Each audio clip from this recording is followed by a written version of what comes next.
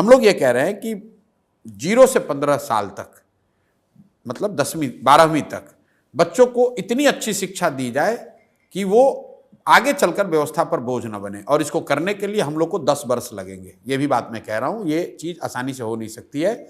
इसको करने में करीब 5 लाख करोड़ रुपया खर्च होगा। हर साल इसको हम लोग 50,000 करोड़ रुपये खर्च करके करेंगे, और जिसके तहत बिहार के हर प्रखंड में नेतरहाट जैसा एक विश्व स्तरीय विद्यालय हम लोग हर साल बनाएंगे, ताकि अगले 5 वर्षों में कम से कम हर प्रखंड में 5 नेतरहाट जैसे विद्यालय जरूर बन जाएं।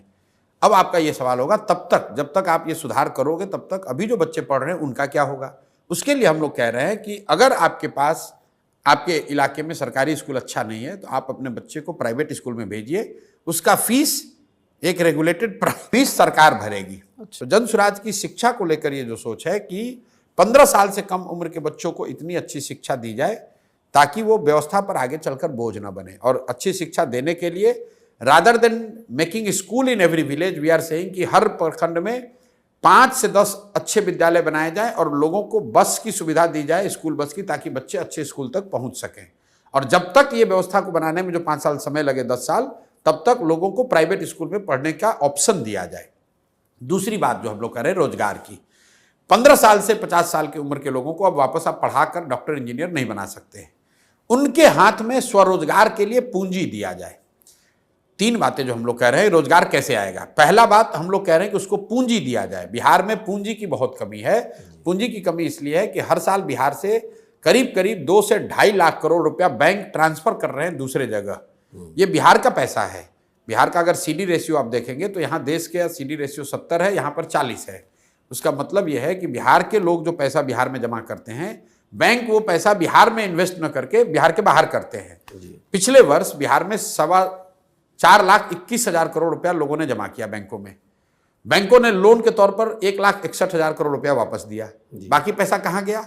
बाकी पैसा चला गया गुजरात, कर्नाटक, तमिलनाडु, मध्य प्रदेश, महाराष्ट्र, जहां पर लोगों उद्योग धंधे लगा रहे हैं। तो हम लोग की सोच ये है कि 3 चीज करके यहाँ रोजगार, स्वरोजगार पैदा किया जा सकता है। पहला, बैंकों के साथ मिलकर काम किया जाए ताकि यहाँ पूंजी उपलब्ध हो। ये 2 लाख करोड़ रुपया जो बिहार के लोगों का पैसा है जो बाहर जा रहा है वो बिहार में ही रहे। बिहार के लोगों को लोन मिले ताकि लोग अपना घर बनाएं, उद्योग लगाएं, कृषि में काम करें। दूसरी बात हम लोग कह रहे हैं मनरेगा को कृषि से जोड़ने की, कि जो मनरेगा का पैसा है, मनरेगा का मजदूर है, जो भी किसान बिहार में फूड ग्रेन से मूव होके कैश क्रॉप की ओर जाएगा, उसको मनरेगा का किसान नहीं, मनरेगा के तहत उसको मजदूर फ्री दिया जाए। उससे क्या होगा कि लैंड की प्रोडक्टिविटी बढ़ेगी और बहुत बड़ी संख्या में जो एग्रीकल्चर से जुड़े हुए मजदूर हैं जो पंजाब हरियाणा जा रहे हैं, उनको यहीं पर मजदूर मिलने लगेंगे। क्योंकि जमीनी सच्चाई ये है कि जहां लाखों लोग, बिहार के लोग बाहर जाकर खेती में खेतों में मजदूरी कर रहे हैं, बिहार के खेतों में काम करने के लिए मजदूर नहीं है।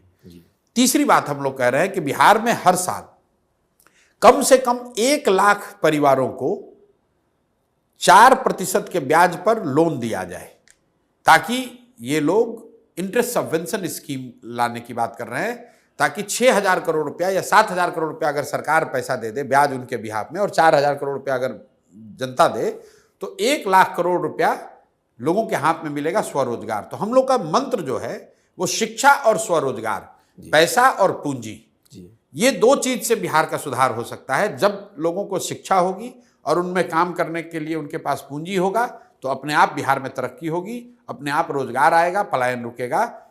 सिर्फ सरकारी नौकरी का वादा करके या 2, 4, 10 फैक्ट्री लगाकर बिहार की जनता को और बिहार से गरीबी दूर नहीं की जा सकती है।